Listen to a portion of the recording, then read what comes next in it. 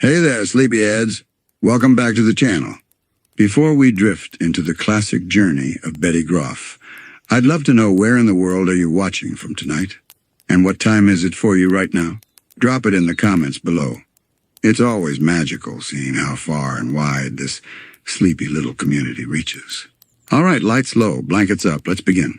Once upon a time, long before crowns could whisper and chaos had a name, there lived a woman named Betty Grof. Not a queen, not a warrior, not a chosen hero from prophecy. No, Betty was something rarer. She was curious. The kind of curious that didn't just ask questions, it chased them. In the golden hum of an old library with dust swirling like tiny galaxies in the sunlight, Betty's fingers danced over the spines of ancient books, history, mythology, anthropology, quantum theory. No subject was too big or too strange. To her, knowledge wasn't just power, it was love. It was life. It was a path toward understanding the invisible threads that stitched the universe together. She wasn't famous, not yet. But in certain academic circles, Betty was already becoming a whisper, the promising mind who saw patterns no one else could. Late nights turned into early mornings as she lost herself in her research, surrounded by notes, diagrams, and the gentle sound of her own thoughts. She was driven, but not in the way some scholars are not for awards, not for tenure. She just wanted to know more. And it was that same hunger for understanding that led her to a peculiar figure one spring afternoon. At a university lecture hall, buzzing with distracted students and lukewarm coffee, Betty wasn't expecting her world to shift, but it did. Standing in front of the chalkboard was a tall, wiry man with a nervous smile and thick glasses that sat slightly crooked on his face. His name was Simon Petrikov, an archaeologist, a historian, a collector of strange tales and stranger artifacts. And unlike most guest lecturers, he didn't just teach from the textbook. He spoke like he'd been there. He talked about lost civilizations as though their spirits still wandered nearby. He described magical relics like they were old friends, and he didn't shy away from the odd or the occult. He welcomed it. Betty was hooked, not just on his ideas, but on him.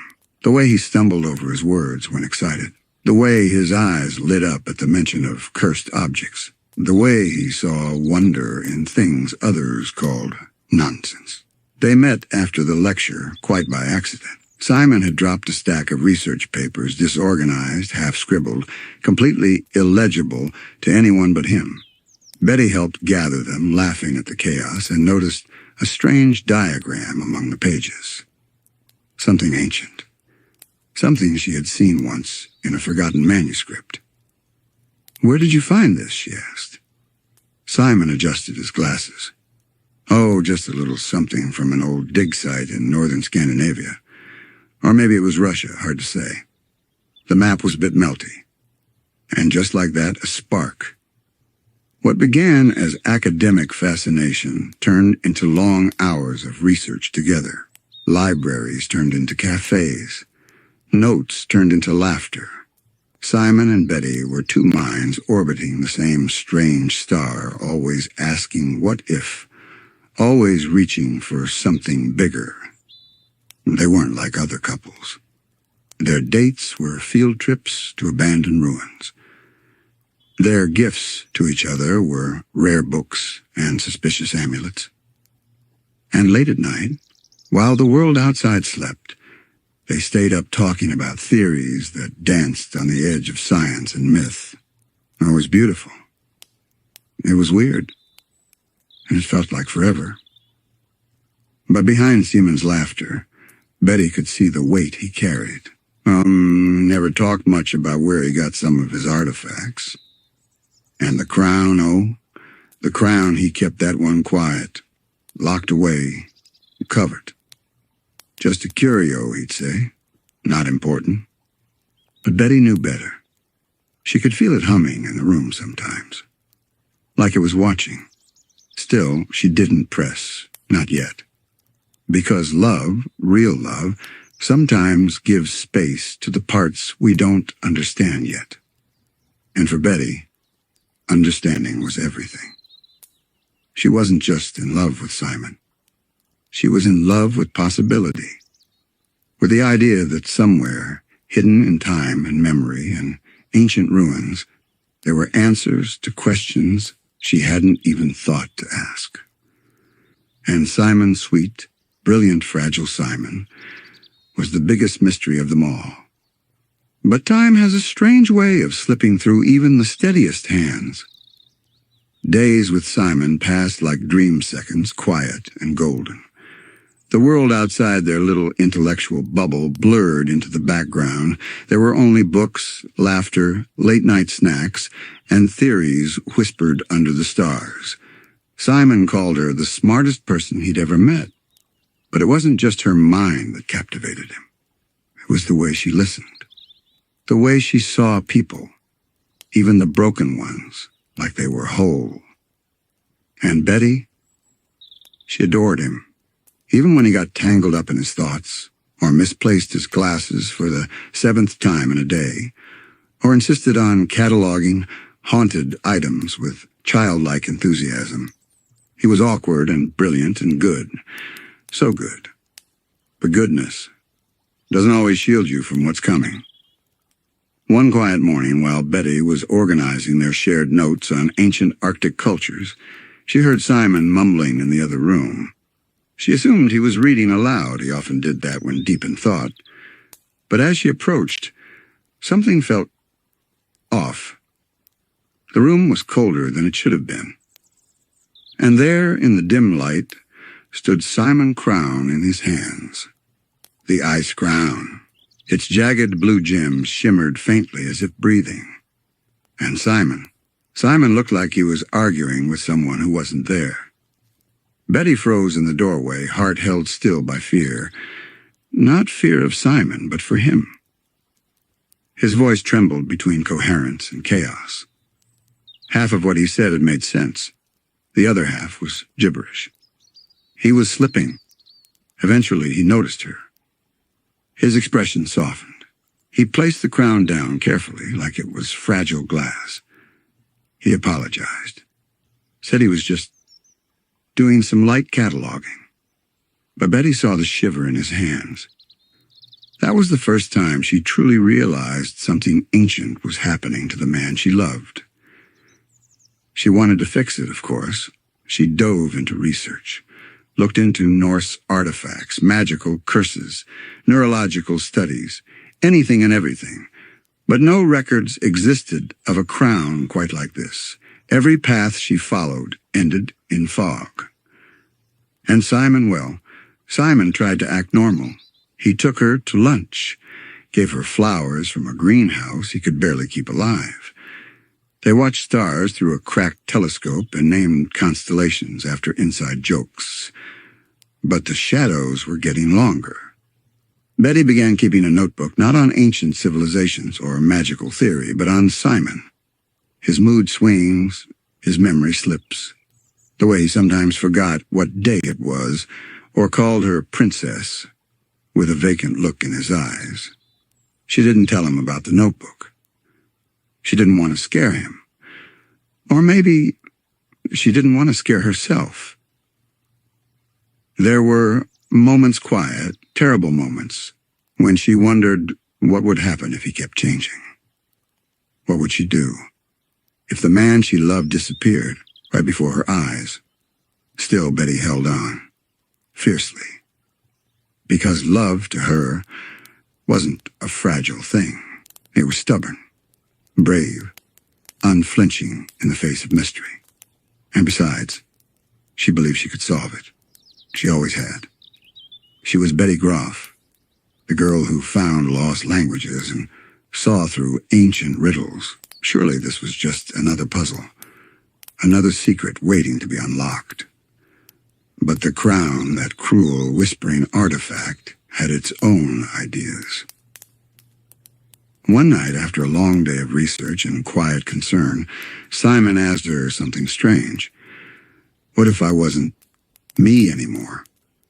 Betty looked up from her notes. He wasn't joking. His voice was soft but serious, a little scared. She smiled gently, reached across the table, and took his hand. "I'd still find you," she said.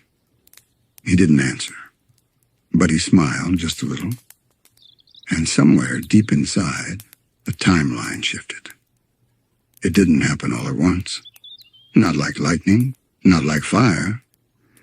It was slower, more like winter creeping in through the cracks. Simon started forgetting little things, the names of books he loved, the way to his favorite cafe. One morning he put his shirt on backwards and didn't notice until Betty gently fixed it for him. He laughed it off, but his eyes, they looked just a little lost. And the crown, it was always near. At first, Betty had hidden it away inside a locked trunk, wrapped in cloth under a floorboard. But somehow, Simon always found it again, like it called to him in dreams, like it needed him. She started noticing a shift in his voice when he wore it, a different cadence, a strange echo beneath his words. Sometimes he'd sing to himself in a language Betty couldn't recognize. Sometimes he'd write down phrases that didn't belong to any human script. And every time she tried to take the crown from him, even gently, his eyes would flash with something cold. Not cruel, just gone. Like he wasn't Simon for a moment. Like someone or something else was peering through his face. Still, he always came back to her. Always apologized. Always said he was fine. But Betty knew. Something was unraveling. She doubled down on her studies, traveled to old libraries, visited eccentric collectors, called in every favor she had. She chased any rumor that even whiffed of ancient ice magic or enchanted headgear. She even started looking into the multiverse theories, not because she believed in them, but because she needed something, some thread to follow, some way to undo what was being done. And as she searched, Simon slowly faded. It wasn't dramatic, not a single moment of transformation. But over time, the man she loved became quieter, more distant. His laugh lost its warmth, his posture curled inward. He'd stare at the snow falling outside their window for hours, not moving, not blinking, as if listening for voices only he could hear. And one day, he was just gone. No note, no goodbye. Just an empty apartment, a missing crown. A silence so deep it rang in Betty's ears. She waited. She hoped. Days passed. Then weeks. She left the porch light on every night. But he didn't come back. People told her to let go. They said he'd probably had a breakdown. That maybe he didn't love her as much as she thought. That she needed to move on. But Betty knew better. She felt it. Simon didn't leave her, not willingly. He was taken. By the crown. By whatever ancient force whispered through its frozen heart. And in the place where grief should have lived, curiosity bloomed. What was this crown? Where had it come from? And, most importantly, was there a way to save him? Betty threw herself into that question. Not for closure, not for revenge. But because she believed truly, desperately, that he was still in there, somewhere. And if there was even one chance to bring him back, she would find it. So began the second life of Betty Grof. No longer just a scholar or a partner or a woman who asked questions. Now she was a seeker. She left the university, sold everything, packed only what she could carry: a notebook, a photo of Simon, and the strange, half-decoded symbols he once scribbled in his sleep. She wasn't chasing knowledge anymore. She was chasing him. In the months that followed, Betty traveled to places most people couldn't find on a map. Frozen ruins, desert temples, dimly lit bookstores run by people who didn't quite blink right. She consulted witches, spoke with spirits, slept under skies with too many stars. And with each step, she got closer. She began to understand that the ice crown wasn't just enchanted, it was alive in a way, an ancient intelligence bound in cold and memory, its purpose lost to time, but its hunger intact. It needed a host, a mind to shape and wear and eventually consume. Simon hadn't just put on a crown, he had let something in. And the more Betty learned, the more dangerous the path became. But she didn't stop. Because somewhere out there, Simon still existed. Maybe not in the same body, maybe not in the same time, but in some version of the world, or even a different world altogether, she knew he was still fighting. And so she fought too. There's something incredibly human about that kind of love, isn't there? The kind that refuses to give up. The kind that crosses oceans, cracks open galaxies, rewrites what's possible. Betty wasn't a chosen one. She wasn't born into magic. She became powerful because she refused to let go of someone she loved. Because she believed knowledge could be healing. That science and magic weren't opposites, but partners. That time and fate and reality could bend if your heart was strong enough. And perhaps, just perhaps, she was right. Her search brought her to the edge of the world and then beyond it. In a hidden corner of the globe, within a library that shouldn't have existed, tucked between dimensions, suspended in starlight and silence, Betty found it. A single page so old it trembled at her touch. Written in an unknown script, yet somehow she understood it. The page spoke of evergreens, of cosmic catalysts, of beings who were once people, but became ideas, and scrawled in the margin, barely legible. There is no cure for the crown, but there may be a way to redirect its will. Betty stared at those words for a long time. She didn't cry. She didn't rage. She simply turned the page and kept reading.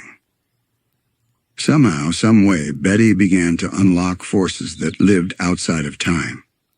Not through power-hungry rituals or forbidden pacts, but through curiosity, through love, through a mind that refused to close, even in the face of impossibility. She came to understand the multiverse not just as a theory, but as a living, shifting ocean of realities. Timelines split like rivers. Every choice echoed outward. Somewhere, Simon had already become the Ice King. Somewhere else, he might have lived a quiet life and grown old beside her. Somewhere else still, Betty herself had never been born. But in all timelines, she chose him. And in that choice, she began to shape the cosmos around her. Then at last, she found him. It was in a timeline not quite her own, a fragment, a scar of a world unraveling. There he stood, no longer Simon, but the Ice King, his eyes wide with madness, a parody of who he'd been. He didn't recognize her. He called her a penguin. He flapped his arms. He laughed at invisible jokes. Betty stood before him and whispered his name. For a second, just a second, something flickered. A tear welled up in his eye. And then he turned away, humming nonsense to himself. Betty didn't chase him. Instead, she whispered, "I'll fix this." Not to him, to the universe. And the universe, strange and patient, listened. That was the moment Betty stopped being just a scholar. She became a voyager of timelines, a woman unbound by linear thought, a soul whose love had become gravitational, pulling realities toward a singular hope. Her mind expanded. She stopped sleeping. Her voice changed in subtle ways. She began to understand things before they happened, not because she saw the future, but because she understood the possibility of it. And all the while she searched for magic strong enough to save a memory, for science wild enough to unmake madness, for hope resilient enough to rewrite a fate sealed in ice. Some say the universe runs on math. Others say it runs on chaos. But Betty began to suspect that it ran on love.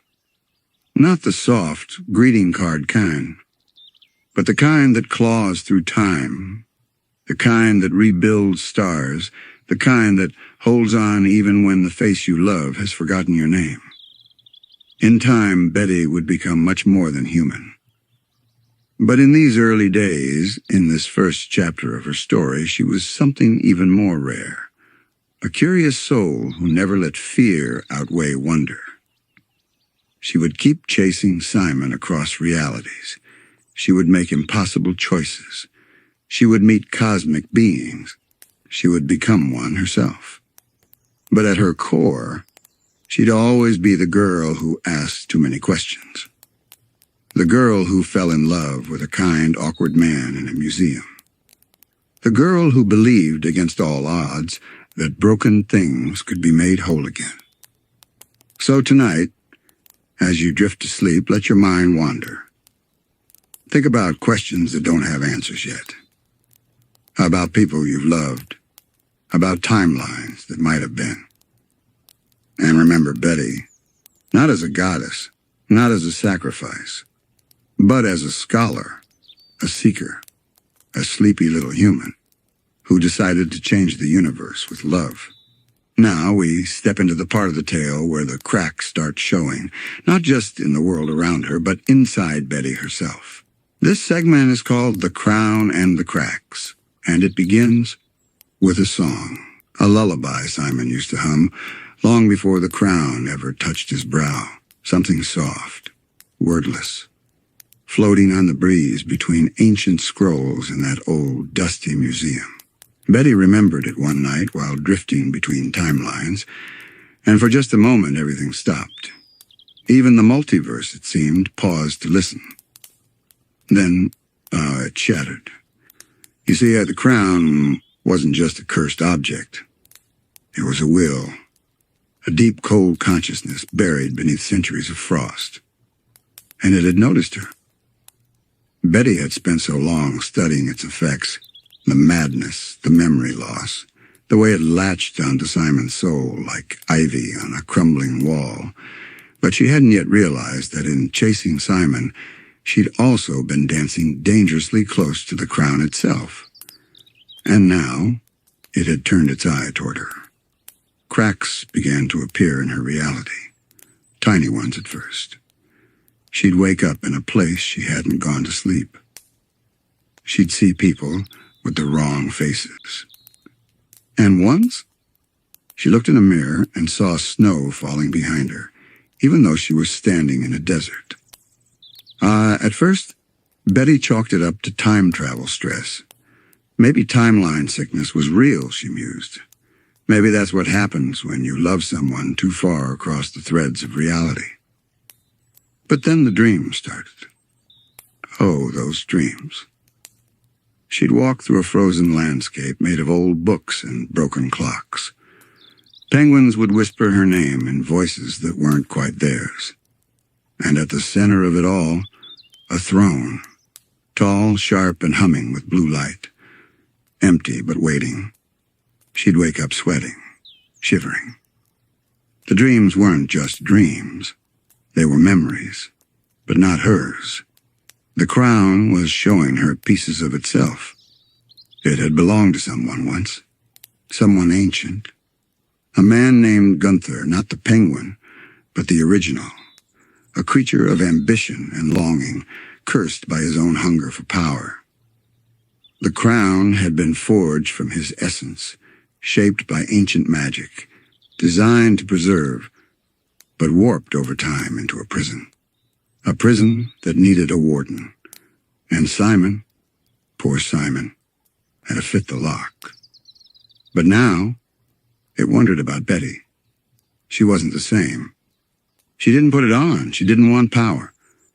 But she was getting closer. And the crown, well, it was lonely. Back in the waking world, Betty pressed on. She studied the crown's history, not just Simon's descent, but all the wearers before him. She saw the pattern, how it preyed on love, how it offered protection in exchange for identity, how it remembered everything, even as its wearers forgot themselves. And that's when it hit her. The crown wasn't just a curse, it was a record, a vessel for memory so powerful it overrode its hosts to preserve its own sense of purpose. It wasn't evil, necessarily, just broken, like a machine that didn't know how to stop running. And maybe, just maybe, if she could get inside it, she could find Simon. The real Simon. The one trapped in the heart of all that snow. But entering the crown wasn't easy. It wasn't like a vault or a building.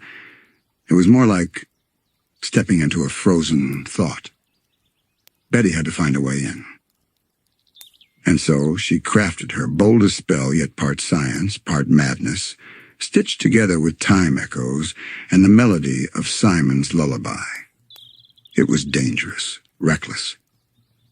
It could have splintered her across 10 realities. But she didn't hesitate.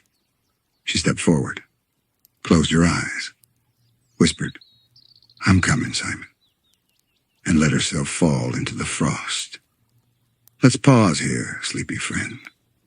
Let the image settle Betty, standing in a swirl of time and snow, about to enter the deepest, coldest chamber of the crown's mind. This next part, it gets even stranger, even more beautiful, and terrifying. We'll pick up in the next section of this segment with what Betty finds inside the crown. Not just icy corridors and haunted echoes, but the fractured pieces of the man she once loved, and maybe even parts of herself she thought she'd left behind. But for now, breathe. Snuggle in a little deeper. The night's still young. The cold was different. It wasn't just temperature. It wasn't just sensation. It was memory, crystallized. As Betty crossed into the crown's inner world, she wasn't stepping into a place so much as she was stepping into Simon's mind, or what was left of it. And oh, what a fractured, shimmering landscape it was. Imagine a palace made of snowflakes, each one suspended mid-fall. Imagine a hallway that loops endlessly, echoing a child's laughter that never quite belonged to Simon, nor to anyone else.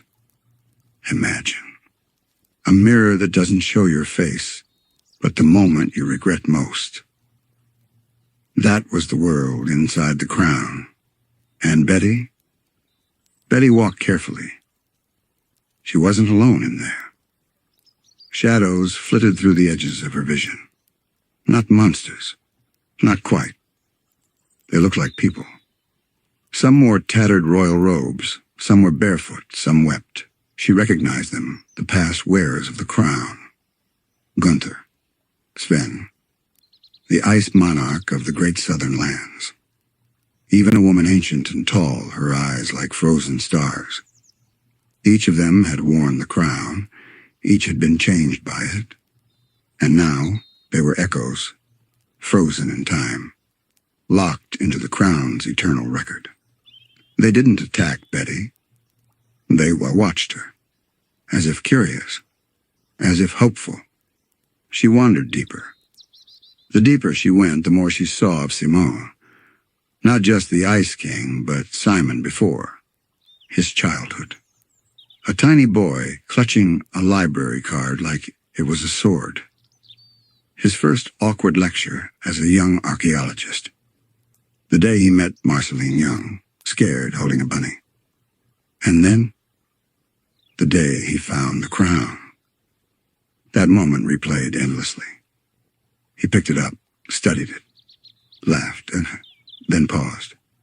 Just paused. Like some part of him already knew what it was going to cost. Betty tried to call to him, tried to break through the loop. But this wasn't the real Simon, not yet. This was a memory, a scar, a whisper of the man she loved. And the crown. It was watching her. Always. She began to feel its pull. Not malicious, not cruel, just Needy, it wanted her to stay, to understand. It whispered offers promises of power, of safety, of a chance to rewrite history. You can fix it all, it cooed in a dozen voices. Stay, rule, become something greater. She nearly stumbled.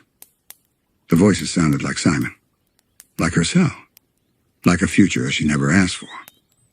But then in that swirling palace of ice, she heard something real. Music. A soft, broken piano melody. Familiar. Halting. Simon. She ran toward it, slipping through memory corridors and glittering regrets, until she found him, or a piece of him. There, sitting at a broken piano made of icicles, was Simon. Not the Ice King, not yet. Just Simon. Hunched. Tired. Playing a tune he barely remembered. His fingers trembled, his eyes were glassy. But when he looked up just for a second, he saw her. And in that single glance, Betty knew. He was still in there. Buried beneath layers of frost and madness, but alive. She called his name. He blinked, whispered hers, and then the crown roared. The entire palace shook. Cracks formed along the frozen floor. The crown knew what she was trying to do, and it fought back. A storm whipped through the memory world. The past wearers screamed warnings, their forms twisting in the gale. Don't take him! He belongs to the cold now. You'll become us. But Betty didn't waver. She reached out, took Simon's hand, and whispered the same words he had once said to her in another lifetime. I won't leave you behind. The world shattered. Snow exploded around them. And then, silence. Betty awoke, gasping. Back in her lab, alone. The crown pulsing softly in the containment field beside her. She was crying, not from pain, but from something deeper. She had touched his soul. For a few fleeting seconds, she had pulled Simon out of the dark. And now, she knew. She couldn't just study the crown. She had to beat it. She had to rewrite its story or destroy it. Because no one else would. Because no one else could. Because no one else had loved Simon Petrikov enough to step into the madness and come back breathing. Let's take another soft pause, sleepy traveler. Let's sit with that feeling of Betty's fierce heart, her refusal to give up, her willingness to lose everything for one moment of connection. There's more to this story. Next, we'll follow Betty as she begins crafting the spell that would change everything and make a sacrifice the multiverse will never forget. But for now, close your eyes if you haven't already. Breathe deep, and let the snow settle softly around you. When Betty opened her eyes, the lab was quiet, but not still. Something in the air had changed. She looked down at her hands. They trembled. Not from fear, but from knowledge, from a new understanding that she hadn't just visited memories inside the crown. She'd stood inside a living relic that learned, adapted, and wanted. And more dangerously, it wanted her now. It had felt her determination, tasted her grief. And just like it had done with Simon, it began whispering to her in new, gentler tones. This time it didn't tempt her with power. It tempted her with love, with a reunion. Stay close, it hummed. Don't you want to see him again? Betty clenched her fists. This thing was more than magic. It was a parasite of longing, a mirror that fed on the heart's rawest corners. So she did the only thing she knew how to do when her mind began to fracture. She got to work. Betty's research turned from scholarly to personal. She built a new lab underground, shielded, surrounded by magical sigils and quantum barriers designed to keep her safe from it. She called it her snow lock. No outsiders, no distractions. Every morning she would wake with a new plan, a new angle. She mapped the crown's ancient symbols by hand, lining them across the walls. She discovered that each rune on the crown was a name and echo of a soul trapped within it. Dozens, maybe hundreds. Each rune was a mind that had been lost in the crown's icy infinity. And Simon's rune. Oh, Simon's was still glowing faintly. Still alive. This gave her hope. But it also gave her a deadline. The glow was fading. The Simon she knew was vanishing day by day, memory by memory. She needed to act before the last spark of who he was got snuffed out entirely. Her solution? A spell not to destroy the crown, but to displace it. To pull Simon out of it. To sever the tether between man and artifact. But such a spell required something almost impossible. A perfect, magical constant. Something or someone whose essence was so unwavering, so fundamental, that the spell could anchor to them and not collapse. In short, she needed a cosmic fixed point. And there was only one entity in the multiverse known to behave like that. Golb. Let's pause right there, Sleepy One.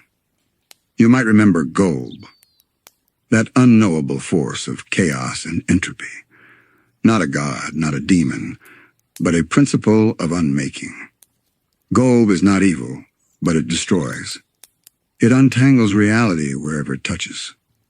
Languages break in its presence. Minds crumble. Magic becomes nonsense.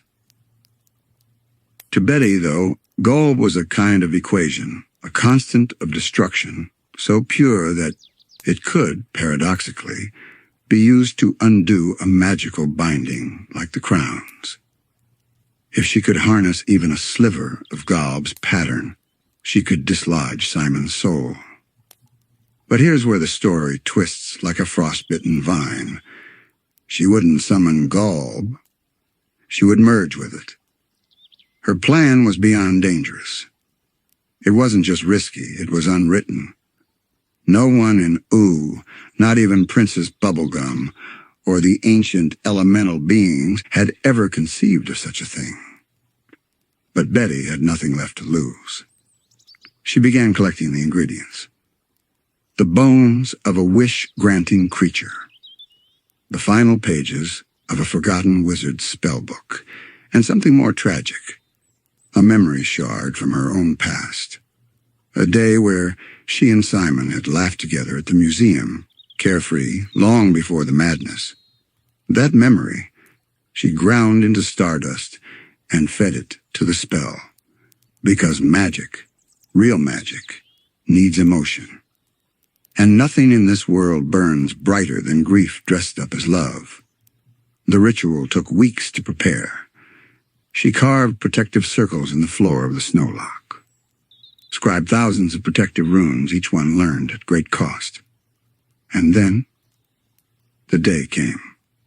She stood at the center, crown hovering beside her.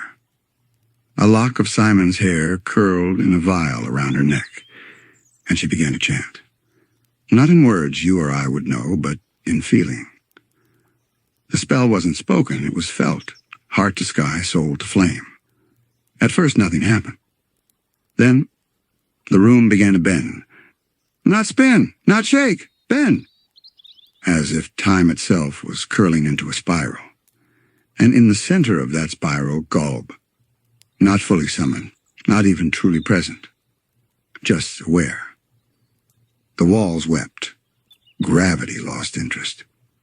And yet, Betty kept chanting, holding the spell in place, steady as a heartbeat. And in the final beat of that moment, before the spell snapped, she made a wish.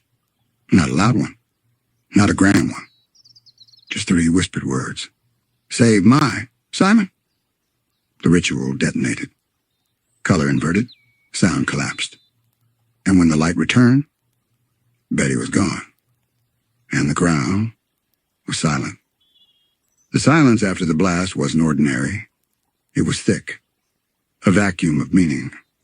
as if the air itself didn't know what had just happened. When Simon Petrikov opened his eyes, he was lying on the ground in the snow lock. No crown on his head, no voices in his mind, no snowflakes dancing from nowhere. Just Simon. Confused, tired, terrified. He sat up slowly, his limbs stiff, heavy like stone, thawed too quickly. Around him, the remains of Betty's spellwork glowed faintly on the lab floor, soft blue lines that pulsed once and then faded for good.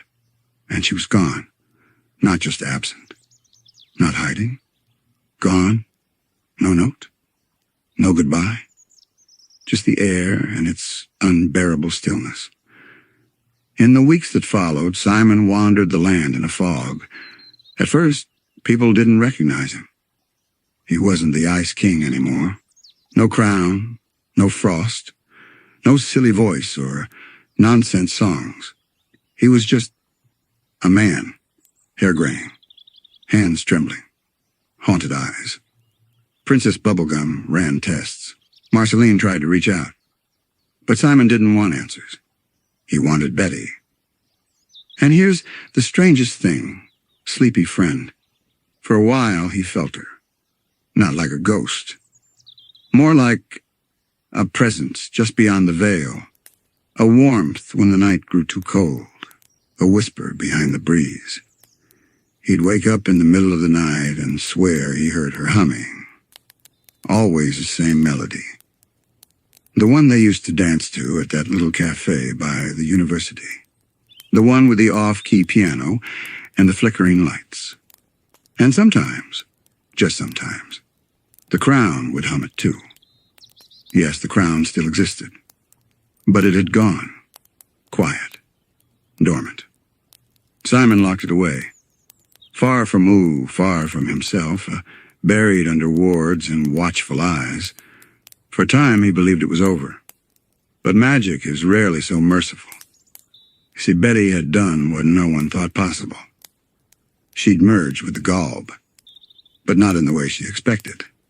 Instead of using Golb as an anchor, she became its vessel, a new kind of being. Not entirely Betty, not entirely chaos. Something in between. A paradox. An impossible creature of order with an entropy. And this is where things get cosmic.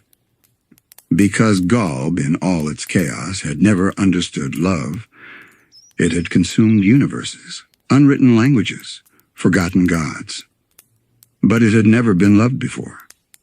Betty's sacrifice imprinted something on it, changed it, changed her. Now, inside that vast, swirling oblivion, something new stirred. A mind, a will, a voice, sometimes kind, sometimes quiet, sometimes still Betty. Simon felt it most in dreams. He'd see a red scarf fluttering across the stars, hear a voice whispering through cracks in time. He began writing again. Not journals, but letters, dozens of them, all starting the same way. Dear Betty, I hope you're out there watching. Years passed. Simon tried to live. He taught classes at the university, took long walks by the shore. He even smiled sometimes, mostly when helping others. And through it all, he remembered.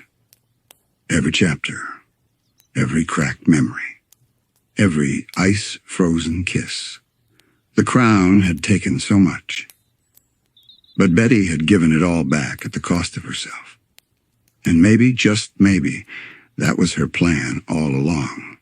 Not to destroy the magic, not even to cure it, but to understand it, to meet it on its own terms, and teach it something it had never known, how to love. In time, stories of Betty became legend. The scholar who entered the mind of madness and emerged a myth. The woman who taught chaos to feel. The cosmic echo drifting beyond stars, still humming her favorite song.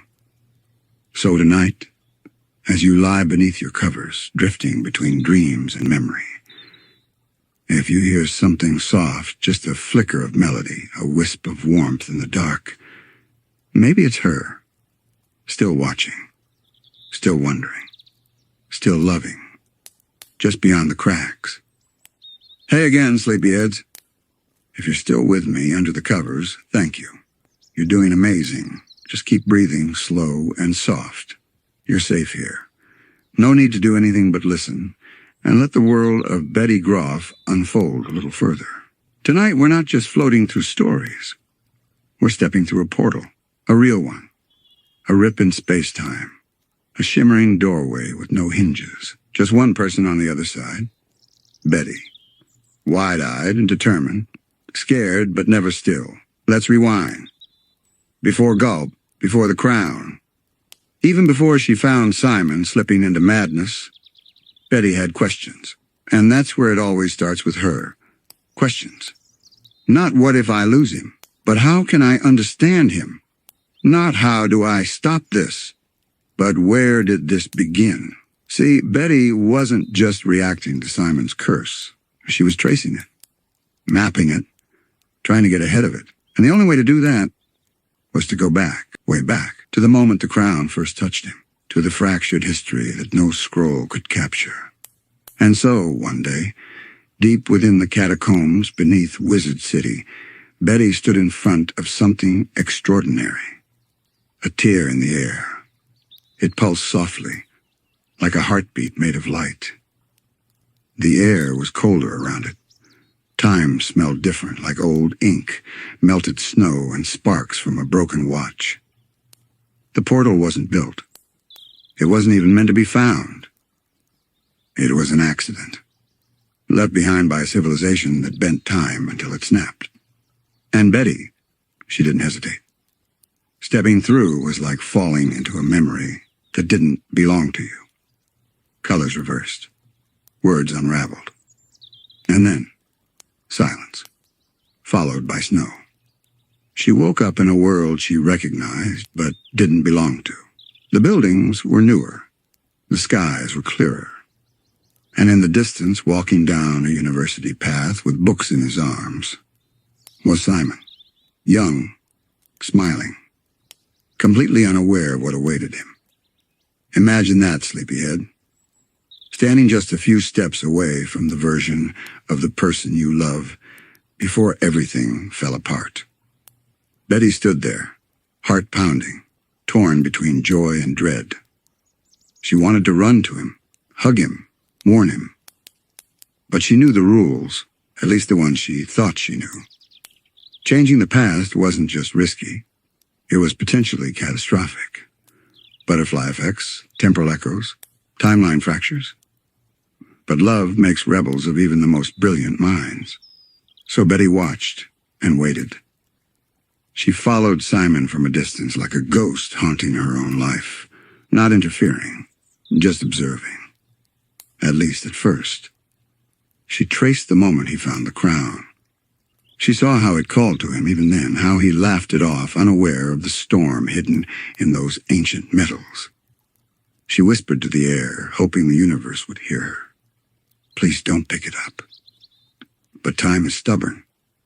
It doesn't listen to whispers. And Simon picked it up anyway.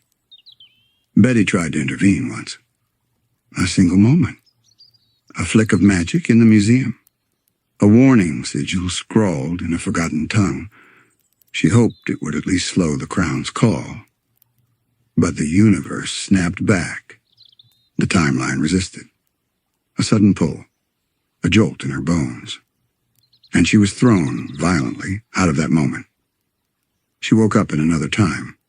Not the past. Not quite the future. But something in between.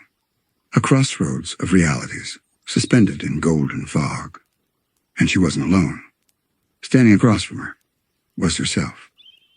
But older, wiser, tired in a way only time travelers can be. And the two Bettys just stared, as if the universe had given them a chance to ask the hardest questions, and to answer them. The fog between timelines wasn't just mist, it was memory. a slow curling mist made of moments she didn't live, but somehow remembered. The two Bettys sat together in the void.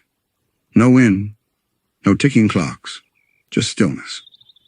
And for a while, they didn't speak. Not out of fear, but reverence. Because when you meet a version of yourself who's seen farther than you, who's made different choices, paid different prices, it's almost like looking into a mirror made of regret and resolve. Older Betty, let's call her Echo Betty, breathed deeply, as if she had waited an eternity for this moment. "You're still hoping to save him," she said. Betty nodded. "Isn't that the whole point?" Echo Betty smiled softly. "That's what I thought, too. Until I learned it wasn't about saving him, it was about saving me." Sleepyheads, let's pause here for a second. That moment between the two Bettys, that's where the story really starts bending. Because when we talk about time travel, we often imagine shortcuts, fixes, second chances. But Betty's journey wasn't a straight line. It was a spiral. Each loop bringing her closer, not just to Simon, but to herself. In that dreamlike pocket of reality, Echo Betty showed our Betty glimpses of what lay ahead. Not just outcomes, but choices. The moment where she sacrifices herself. The version where she becomes something other. And the reality where she turns away completely, letting someone go. Each vision was a ripple, a timeline with its own weight, its own cost. And Betty saw herself in all of them, tired, determined, broken, whole, loving. She whispered, "How do I choose?" Echo Betty's eyes shimmered. "You don't choose the path. You choose the reason you walk it." And just like that, the fog began to clear. The crossroads collapsed. The timelines folded in, and Betty fell forward into one. Not the past, not the one where she first started, but something new, a corrected course. One where she would not merely follow Simon's tragedy, but weave herself into its meaning. She landed with a soft thud in a cave of glowing glyphs. It was somewhere ancient, outside of time, but still tethered to the world. Floating stones circled her, humming with lost magic. In the center, a book. But not just any book. It was her journal, the one she had lost during her first jump. Now filled with entries she hadn't written yet. Names she didn't recognize. Spells she hadn't learned. Memories she hadn't made. Her future had already been scribbled into history. And the last page, a symbol drawn in shimmering ink. The insignia of Golb. Betty stared at it, confused, intrigued, dread blooming in her chest. Because somewhere, somehow, her journey was no longer just about Simon. Something bigger was waking up, and it knew her name. But for now, Betty closed the book. She wasn't ready to know everything yet. Sometimes when you're carrying the weight of timelines, of decisions that echo through the fabric of reality, you need to breathe, to sit, to just be. And so she rested. For the first time in what felt like years, she allowed herself to fall asleep by a fire made of blue flame, one that whispered songs from forgotten stars. And maybe you, sleepyhead, feel that too right now. That hush, that stillness. You're not being asked to solve anything, just to rest. The story will continue, and Betty will rise again. But tonight, let's pause with her. Between portals, between destinies. Cradled gently in the warm glow of questions yet to be answered. When Betty awoke, the fire had burned down to glowing embers, and the air tasted faintly of static, like a storm was waiting somewhere behind the veil. She stood slowly, stretching limbs that felt older than the night before. And as she moved, So did the cave. Walls shifted. The glyphs rearranged themselves, forming patterns she instinctively began to understand. Not with her mind, but with something deeper, like a tune she'd forgotten but had always known. One word rose from the silence, carved into the air with invisible threads. Convergence. Betty whispered it, and the cave responded. Suddenly, she saw everything. Not in sharp detail, but in shimmering glimpses.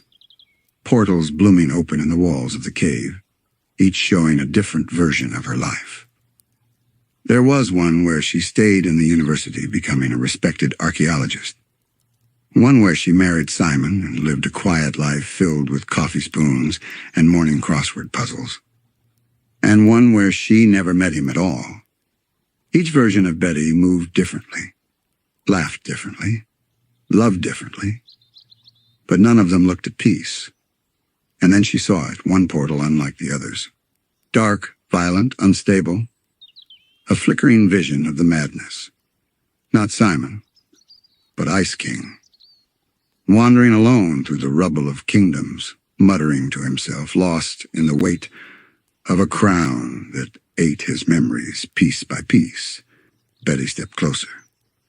She could hear him humming a song, the one they used to dance to when no one was watching. The one about secret rivers and floating stars. But he didn't remember where it came from anymore. And in that moment, Betty felt something curl in her chest. Not despair, but urgency. Sleepy heads. It's wild how a single choice can feel like a tide pulling at the soul, isn't it? She wasn't standing at a fork in the road anymore. She was at the center of a storm of realities, each screaming for a resolution. The question wasn't, can she fix it? But rather, should she? Because even love, pure aching love, can become something sharp when twisted by time. Still, Betty stepped her through the portal. Not the one that led home. Not the one that promised an easy answer. But the one that led into the madness. And as she crossed the threshold, the air turned cold. She was no longer in the cave. She was in the Ice Kingdom. But it wasn't like she remembered it. The towers were jagged and broken, snow falling sideways like it was angry at the ground. The sky pulsed a sickly shade of green. This was the aftermath, a world abandoned by kings, where even ghosts had left. And standing at the top of a frozen cliff was Ice King, crown crooked on his head, cape torn and dragging behind him. He was talking to a bird, calling it Betty, feeding it crackers. She stepped closer and he turned, eyes wide, empty, and yet somehow still searching. "Are you real?" he asked. Betty didn't answer. She just hugged him. And for a second, just one tiny, trembling second, he hugged her back. Then he forgot. This moment was not a rescue. It was a reckoning. Because Betty finally saw the true curse of the crown, not just memory loss, but emotional erasure. The way it scraped the soul clean over and over again, until love became something you only almost remember. Like a dream right before waking. She couldn't fix him with potions. Couldn't anchor him with words. So she sat down beside him, every day, and told him their story, from the beginning, even if he forgot every time. As the days passed, though time no longer moved like it used to, Betty and Simon settled into a rhythm. She spoke. He forgot. But she still spoke. And sometimes, just sometimes, he would smile at the right part of the story, as if a tiny ember of the man he once was still flickered beneath the frost. She read to him from her journal, the one she had found in that dreamlike cave. It was now her compass, her tether, and maybe her goodbye letter. Because deep within its pages, nestled between diagrams and translations, was a spell. One not written in any known language. One that shimmered even in darkness. A spell that didn't just bend time or space. It bent identity. A merging. A fusing. A giving up of oneself. To preserve another. Betty stared at the page night after night. It offered no promise of return. No clarity on what would become of her. Only this. Simon could live. But only if she became something else. Something unknowable. Something eternal.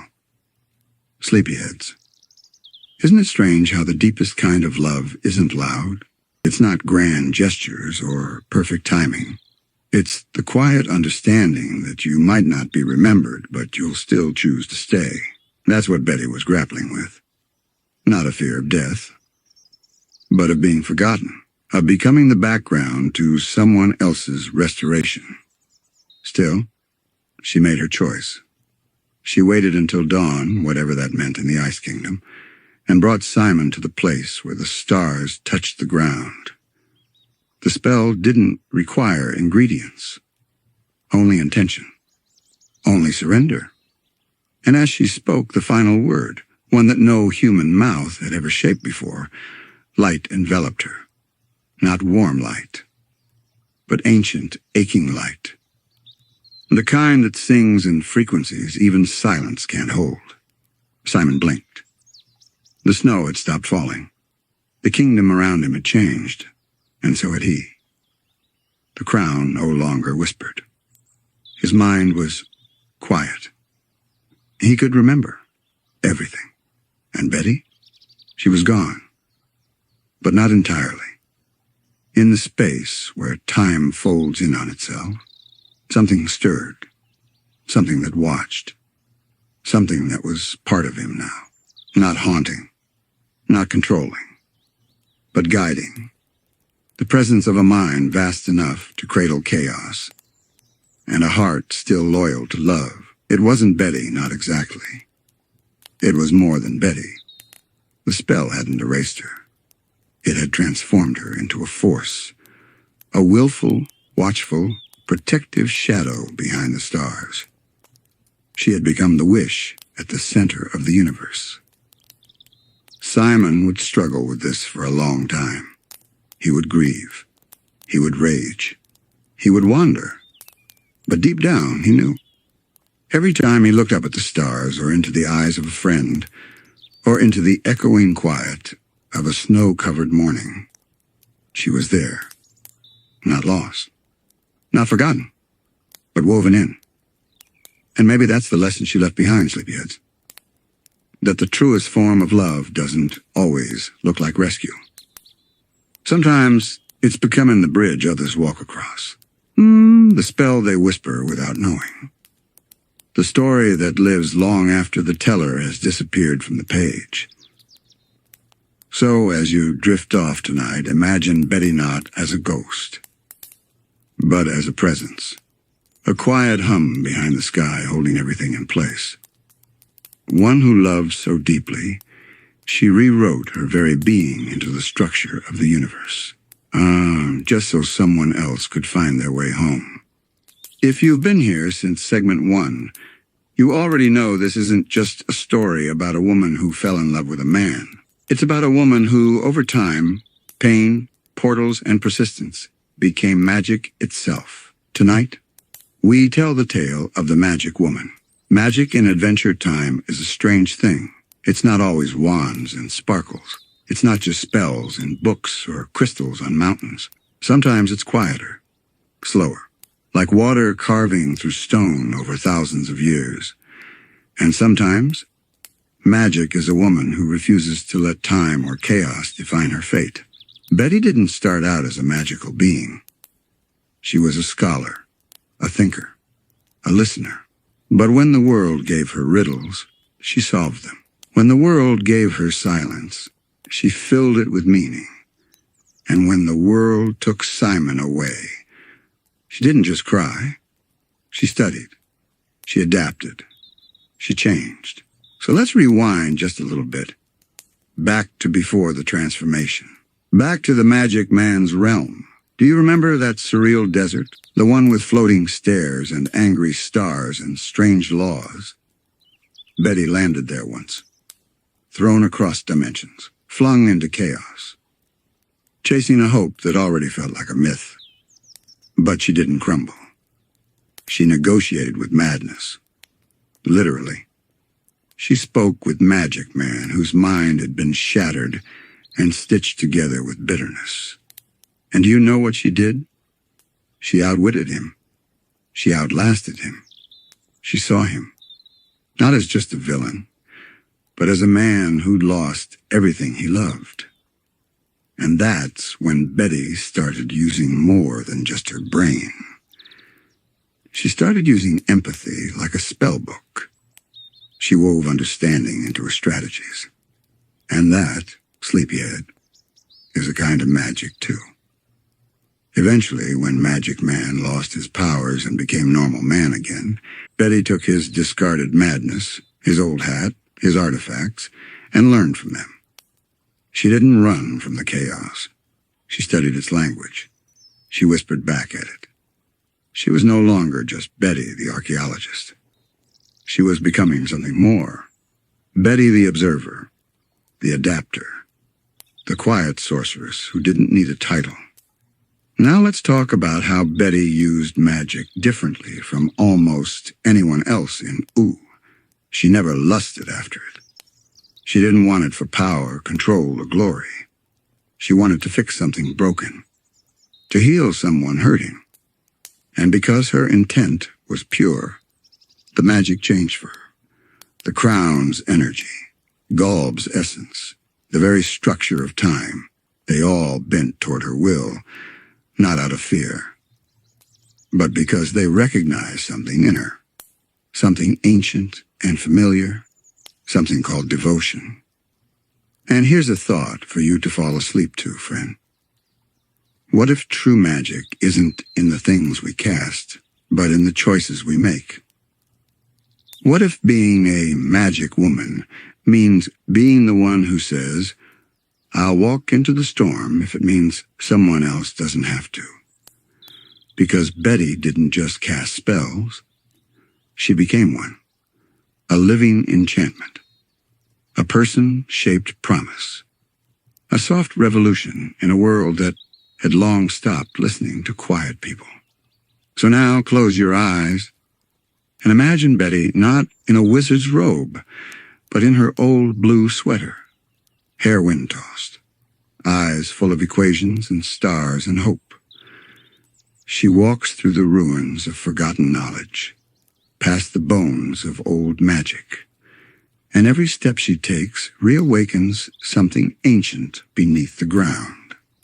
Not because she demands it, but because the world remembers her.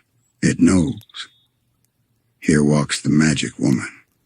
The thing about Betty, she never stopped being human, even as she moved beyond humanity. And that's what made her power so hauntingly beautiful. Unlike wizards who chased immortality, or sorcerers who hoarded spells like treasure, Betty's transformation wasn't a conquest. It was a consequence. A quiet unraveling. A soft shedding of the self. Like autumn leaves letting go, not with struggle, but with grace.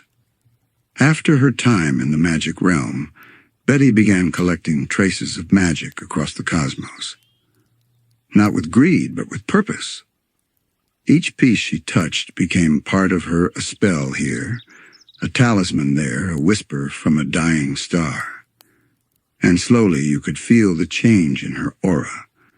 Even the Ice King in his fractured haze noticed it. There were moments, brief and flickering, where Simon would surface from the fog just long enough to look at her and recognize the woman he once loved. But instead of reaching for her, he hesitated. Because he saw it, too. The ancientness behind her eyes.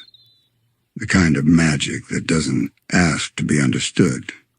It just is. She had become a kind of paradox. A woman made of hope and despair. of logic and lunacy, of dreams and duty. And maybe that's why magic obeyed her. Because she didn't demand. She didn't force. She listened. She treated magic like a language instead of a weapon. And it responded. Not like a soldier to a general, but like a wave to the moon. Do you remember when she summoned the crown? Not just to take it, but to merge with it? That wasn't a moment of victory. It was a moment of sacrifice. She knew what it meant. The crown had broken Simon. It had torn time apart, frayed minds, rewritten lives. And Betty took it on willingly. Because if she could carry that weight, maybe Simon could finally put it down. Isn't that love? Not always fixing what's broken, but choosing to carry what someone else can't. So when she held the crown in her hand, her fingers trembled not from fear, but from the quiet knowledge that this would be the end of Betty, as the world had known her. The scholar, the partner, the girl with questions, all fading. In her place, a new entity, not Ice Queen, not a corrupted mimic of Simon, but something original, a guardian, a being of balance, of memory and magic, the magic woman. But here's where it gets even softer, even stranger, because magic in Ooh doesn't always shout. Sometimes it whispers in dreams. And Betty, after absorbing the crown's energy, began to exist in between thought and reality, between past and possibility. She became a living question mark, a ripple in the pond long after the stone had sunk. And yet, she never lost sight of him, even when her body wasn't fully her own, even when the lines between her and the cosmos blurred. Her heart still turned toward Simon, like a compass refusing to forget where north used to be. And that's why she kept going, not to reclaim the past, but to protect his future. Because deep down, Betty wasn't just transforming, she was preparing for something bigger, stranger, more dangerous than the crown, something that had been lurking all along, just outside the borders of sanity and space. The crown, once so chaotic, now pulsed steadily in her grasp, not because it had grown calm, but because she had. She didn't tame it through dominance. She simply understood it. And that, more than power, was what the crown had been yearning for all along. Someone who could speak its madness in its own language. Someone who wouldn't fear it, but empathize with it. There's something profound in that idea. That even cursed objects, twisted and ancient, ache to be known. Betty's mind, already dancing between the scientific and the magical, began to stretch in new ways. She started to see patterns others missed. How runes corresponded to emotional frequencies. How spells evolved like living organisms. How the past didn't sit behind us but curled around us, looping in spirals. She wrote spells in forgotten languages, not on parchment but in air. She carved wards into the folds of reality, invisible to the eye but humming just behind your thoughts. And all the while, her memories of Earth, of her classroom, of Simon's awkward laugh, they softened, like chalk drawings left in the rain, still there, but fading. Betty was becoming what the ancients might have called a lore keeper, a being not just with knowledge, but one made of knowledge. She could hear the echoes of other magical scholars, long dead, whose voices still bounced around the seams of the universe. And sometimes, she talked back. Can you imagine that? Floating in some forgotten ether, holding conversations with spirits of wizards who lived 1,000 years ago, and not just learning from them, debating them, correcting their theories, building on their failures. Betty Grof, who once just wanted to study ancient cultures, was now part of one. Her very existence became a chapter in the magical history of Ooh. But not all magic is patient. Some of it stirs restlessly in the void, twitching with hunger, waiting to be felt. Betty started sensing pulses, not just from the crown, but from beyond it. Dark, harmonic frequencies. Rhythms that didn't belong to this dimension. She traced them like sonar, chasing each vibration to its source. What she found were ripstiny tears in reality, like cracks in porcelain. Most beings wouldn't notice them. Even the most powerful wizards would mistake them for static or dreams. But Betty saw them. And she realized they weren't accidents. They were symptoms, signs that something was pressing in on their world from the outside. Something with intention. Something that knew about the crown. And that was the terrifying part. It wasn't just about magic anymore. It wasn't even about love. It was about the structure of reality itself. How it wobbled at the edges. How it wasn't as solid as people thought. Betty, now more magic than matter, stood at the edge of that realization. And she didn't back away. She peered through those cracks, into the shimmering horror behind the veil, and instead of flinching, she reached out. This wasn't recklessness. It was a calling. She knew Simon's curse wasn't random. The crown wasn't cursed by chance. It was forged for a purpose. And the deeper she looked, the clearer it became. The crown was a tool, a key, a magnet, drawing energy not just from spells, but from something watching, something patient, something ancient. And Betty, now fully attuned to the rhythm of the multiverse, understood the truth no one else dared to whisper. If she wanted to save Simon, she'd have to confront the source. Not the crown, not the curse, but the force behind it all. The deeper Betty ventured into the folds of unreality, the more her body became an afterthought. She didn't need sleep, didn't feel hunger. She barely noticed time except when she willed herself to. The concept of being human started to feel quaint, a costume she once wore to class. Now she was something between presence and willpower, a resonance echoing through the magical latticework of existence. Still Betty, but also more.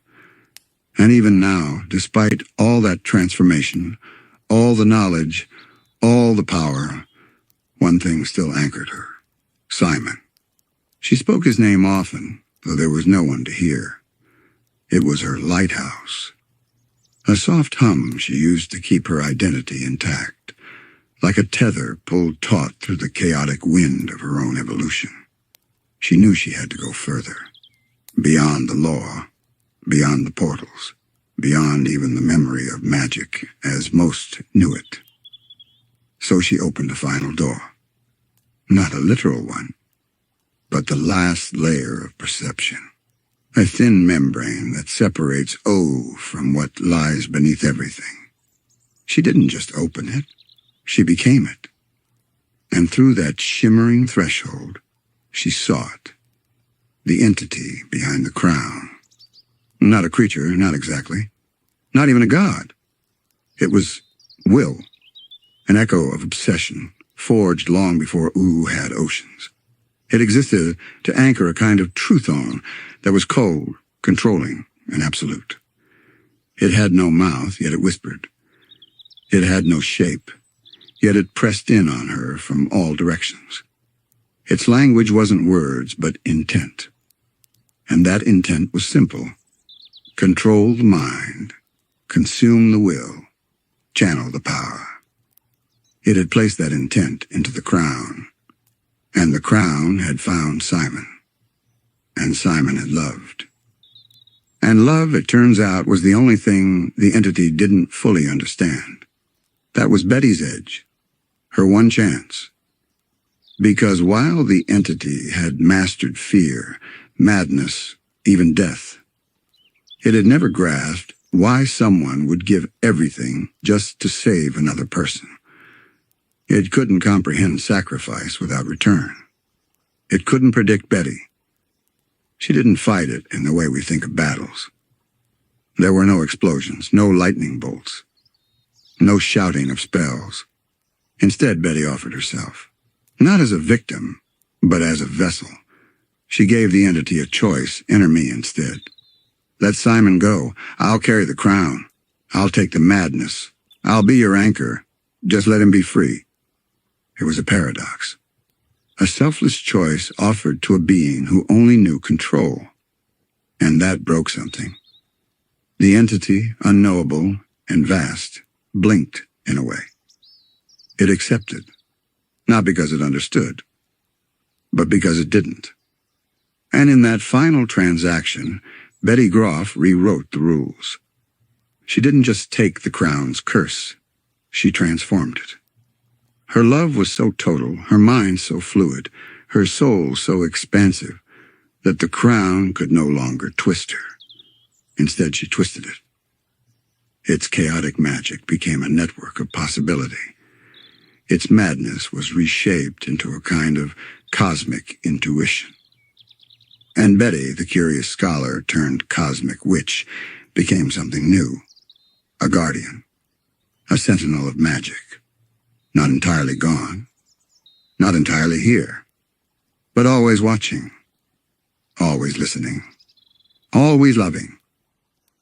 So, imagine for a moment that you spent your entire existence trying to understand the why behind everything. You've cracked ancient languages, walked between dimensions, stood before entities so strange they don't even have names, only vibrations. Now imagine after all that, you finally come face to face with the root of all disorder. Not chaos like mischief.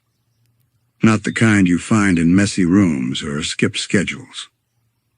But deep foundational entropy. That's Golb, the prime mover of dissolution. An entity so abstract it makes even other gods nervous. It doesn't hate. It doesn't destroy out of anger. It just is. Golb is the undoing of structure, the breakdown of form, the peeling back of meaning until only raw, buzzing possibility remains. And that's exactly where Betty went. She didn't find Golb. She reached out to Golb. There's a strange beauty in the way Adventure Time treats this entity. Golb doesn't cackle or speak in riddles. Golb doesn't offer bargains or make threats. It merely exists a swirling, soundless storm of mouths, limbs, distortion. To see Golb is to feel like a sentence that's lost its subject, a melody that's slipped out of key. It unravels. It touches, and things fall apart. And into that swirling, infinite storm, Betty willingly stepped. Not by accident, not dragged, but by choice. Because if there was any place left in the multiverse that could do the impossible, that could unmake the curse of the crown, or rewrite Simon's destiny, it was there. Deep in the folds of the cosmic anti-order. Betty wasn't looking for power anymore. She wasn't even looking for answers. She was looking for freedom. And not hers. Simon's. So what happens when a human mind, even one as brilliant and transformed as Betty's, tries to interface with a cosmic being like Golb? Not fight it. Not run from it. But merge. That's what she tried. Not out of arrogance. But because love, when stretched far enough, becomes indistinguishable from madness. She didn't ask Golb for a favor. She didn't demand an audience. She simply offered herself. Her mind, her memories, her entire being. A vessel not for possession, but for transformation. And Golb responded. Not in words, not even in pictures or visions, but in a wave, an unraveling pulse that moved through Betty like a tide through seaweed. The moment Golb touched her, she saw everything. Not in sequence, not in chapters, but all at once. The creation of the stars. The final seconds of the last breath in a forgotten universe. The way molecules sing to one another when they're not being watched. She became the touch. And in that moment, she realized the truth. Golb wasn't evil. It wasn't cruel. It simply didn't understand individuality. Didn't grasp love. Didn't recognize boundaries. It just erased. Not to punish, but to reset. And if Betty was going to save Simon, if she was going to outwit even this, she had to become part of Golb without losing what made her Betty. She had to ride the entropy, without forgetting who she was riding for. This wasn't a fight. This was a surrender with conditions. She let Golb take her in, let its cosmic static fill her being, but she held Simon's name in her mind like a glowing ember, a small light in a swirling dark, not to resist Golb, but to teach it, to show Golb that disorder and connection weren't opposites, that from chaos something beautiful could emerge, like two people meeting in a library, like a mind brilliant enough to rewire reality for love. In the presence of Golb, time didn't ticket-bent, spiraled, fractured like glass under heat. And in that strange cosmic silence, Betty's thoughts stretched in every direction. She saw Simon as he had been, laughing in the sun, scribbling in notebooks, lost in joy and eventually lost in the madness of the crown. She saw herself too, not just the scholar or the adventurer, but the woman who had slowly blurred the line between love and obsession. And for the first time, she didn't recoil from that truth, because the truth was important, even in the home of untruth. Even within Golb, she clung to honesty. There was love, and there was loss, and in between, there was her choice. Golb didn't try to speak. It didn't need to. It felt her. The way a storm feels the pressure of the sea. The way a wildfire feels the crackle of dry wood. Her mind, glowing and persistent, didn't resist Golb's nature. It danced with it. She started planting shapes in the shapeless void. Not literal shapes, but ideas. A tree, a warm voice, a name, Simon. She was sketching the outline of meaning inside meaninglessness. And Golb responded not with destruction, but with curiosity. It tilted, turned, considered. Meanwhile, far from this timeless space, Simon was still just a man-o-longer ice king, no longer enchanted.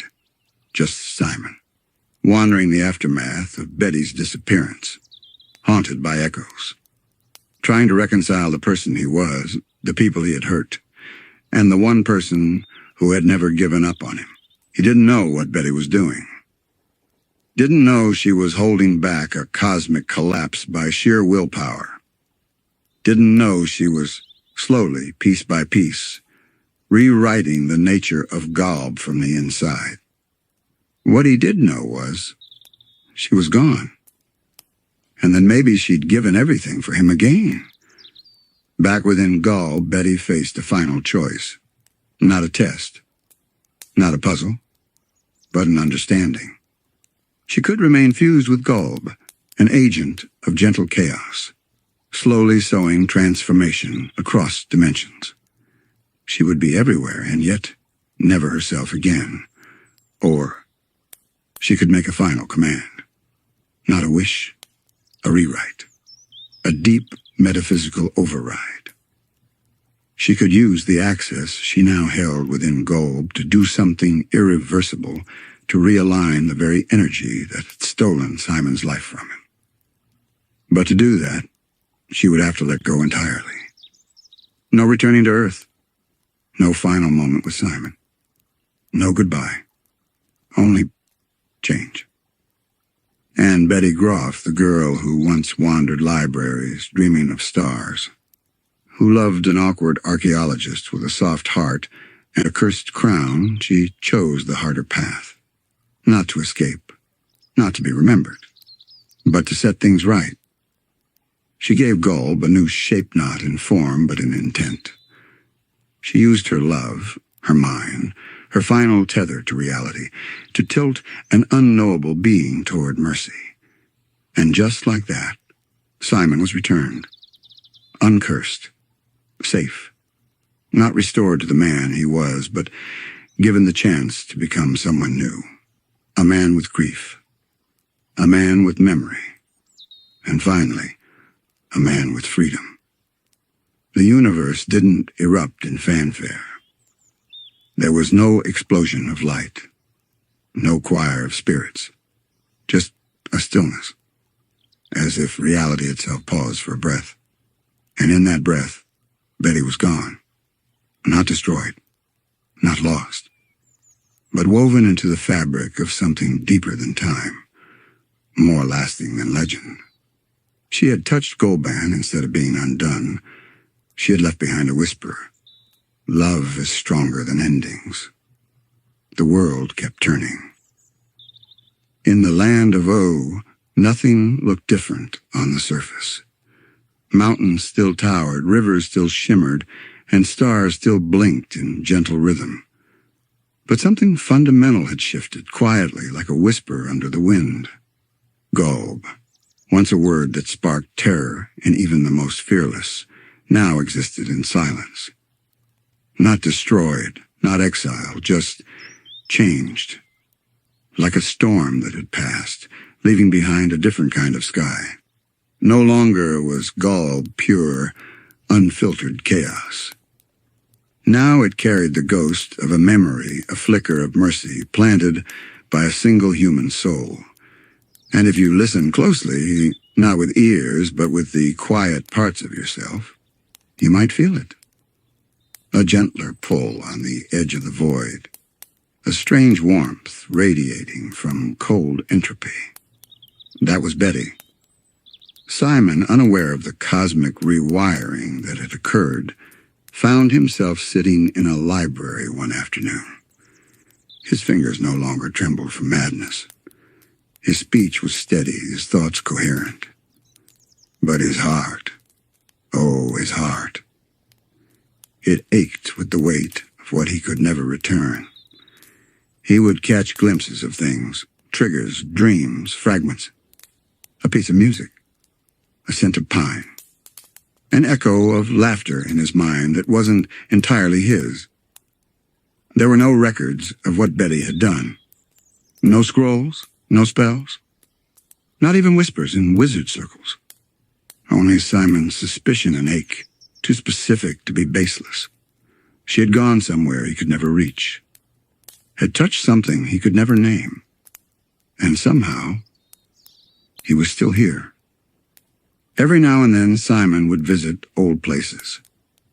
The site of a portal long closed, an ancient stone circle warped by time. The quiet corners of Wizard City where whispers still clung to the walls. He wasn't looking for Betty exactly. He knew she wasn't findable anymore. But maybe, just maybe, he was hoping to find a trace, a sign. Not for answers. He'd long given up on those. But for comfort, for connection, for meaning. And sometimes, in the soft hush before dusk, he'd feel it. Not in a logical way.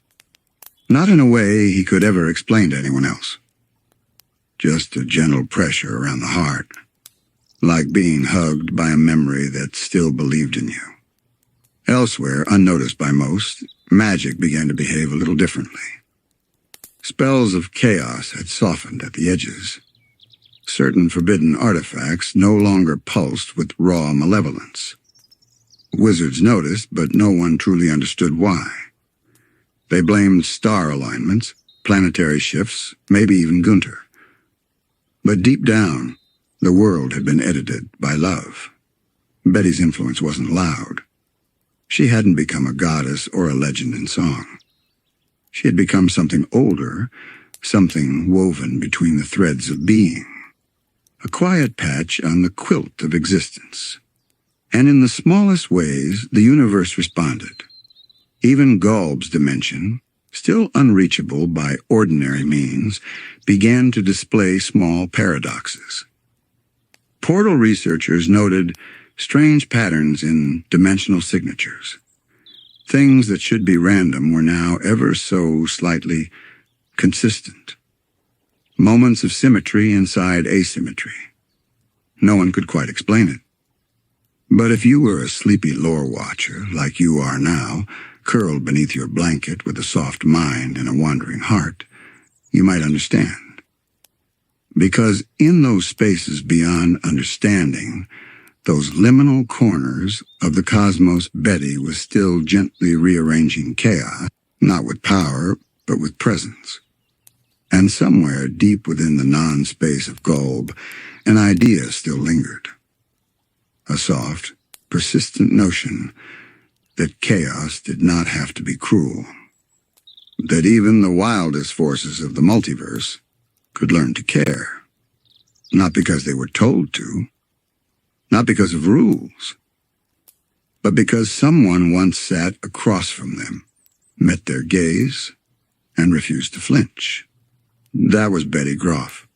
Not a warrior, not a savior, a scholar, a friend. A mirror held up to the deepest unknown. And in that reflection, even Golb blinked. In the quiet hum of the multiverse, a thread had been sewn. Not one visible to the eye, nor traceable by spell or science, but one that hummed with intention. Golb, this ancient cosmic force that once unraveled minds and melted structure into nonsense, now sat in a new kind of stillness, a contemplative stillness. The creature did not forget what it was. Chaos remained its essence, as natural to it as gravity is to planets.